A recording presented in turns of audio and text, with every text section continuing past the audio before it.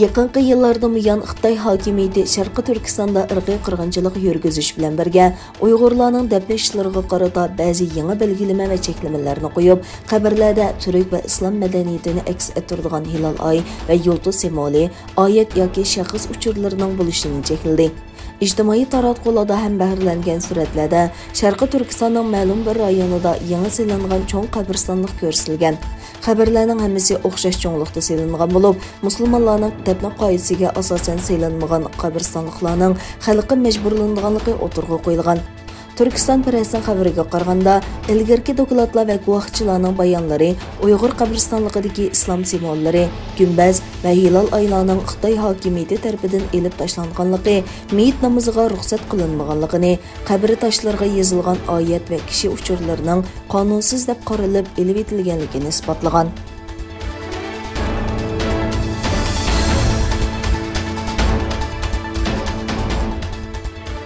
Amerika Davlat bexatarlik maslahatchisi Sullivan agar Xitoy o'z chegarasi ichida koronavirusini haqiqiy iz qo'g'lashni tekshirishni rad qilsa, xalqaroda yaklanish xavfiga duch keladi dedi. Bloomberg agentligining xabariga qaraganda, Sullivan bir ziyoratda Amerikaning nishonining Xitoyga oddiy bir tanlash fursati berish ekanligini o'tirg'a qo'ygan va ular yo tadqiqotchilarning virusning nerdan kelganligini bilish uchun mas'uliyatchanlik bilan haqiqiy tadqiqot olib berishga yo'l qo'ydi yoki xalqaro jamiyatda yetim qoladi degan. U yana Amerika bu virusning dunyoga qanday kirganligini va uningga kimning mas'ul ekanligini bilmaguncha o'z ittifoqdoshlari va sheriklari bilan davomli Xitoyga besim shiltadiganligini aytgan. Dunyo sahiyat tashkiloti ilgari Xitoyga vakillar o'miki avatib, virusning kelib chiqishini tekshirgan bo'lsa-mu, Amerika istixborot organlari ularning tekshirishidan boshqa yana ikkinchi qatim tekshirish elib bormoqchi bo'lgan. Sullivan mundaq deb ko'rsatdi: "Hozir biz tahdid yoki ultimatum chiqarmaymiz. Agar Xitoy majburiyatini ado qilmasa, undaqda biz inkosimizni o'ylashimiz va ittifoqdoshlar va sheriklar bilan kuchlarimizni birlashtiramiz."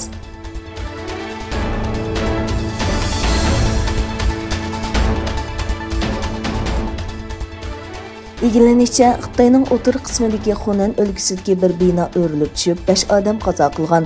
Xitoy yer shari televiziya to'rining xabar qilishicha, yerlik doiralar Chenchu shahrining Rojing rayonidagi o'rilib tushgan binoning xarobaligi ostida ko'milib qolgan 12 kishidan 5 nafarining topilganligini aytgan. Aloqador xodimlar xarobalikdan topilgan yaralangan 2 kishining doktorxonada davolanayotganligini bildirgan. Doiralar o'zlari solgan binoda o'ltiradigan 27 kishidan 15ning voqea yuz bergan vaqtda binoda emasligi aniqlangan.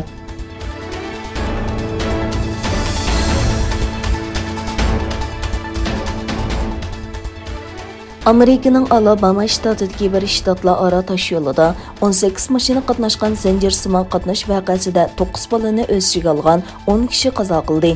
Baltar rayonining mas'ullaridan Vin Garlok bolalar beqish organiga tava minibusda o'tirgan 4 yoshdan 17 yoshgacha bo'lgan 8 bolaning shaharning janubiga taxminan 55 kilometr keladigan tosh yo'lda yuz bergan hodisada qazo qilganligini e'lon qildi. Garlok voqeaga yetishliq boshqa mashinadagi 9 oylik bo'lgan buvoq va 29 yoshlik dadining qazo qilganligini bayon qilib, yaralanganlarning yaqin atrofdagi doktorxonalarga elib berilganligini aytdi. Bu hodisaning davlatning sharqiy janubidagi shtatlarda ta'sir ko'rsatayotgan issiq balvoq bo'rini Glavudeti sababidan yuqori sur'atli tosh yo'lda yig'ilib qolgan suvning telg'oq bo'lishi natijasida yuz berganligi o'tirg'a qo'yilgan.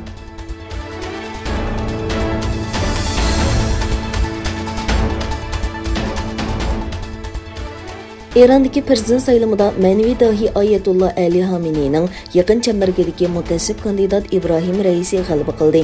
Rasmiy natija qaraganda konservativ kandidat Ibrohim Raisi Eronda o'tkazilgan prezident saylamida taxminan 62% bilet bilan g'alaba qilgan. Eron Ichki ishlar ministrining bayonotiga qaraganda, tizimga oldirgan saylovchilar 59 million bo'lgan saylamga qatnashish nisbati 48,8 bo'lgan. 2021 yildagi prezident saylami shuning bilan Eron Islom Jumhuriyati tarixidagi bilet tashlash nisbati eng tuvan bo'lgan prezident saylami bo'lgan. Eronning yangi prezidenti 3 avgust vazifaga o'tirdi.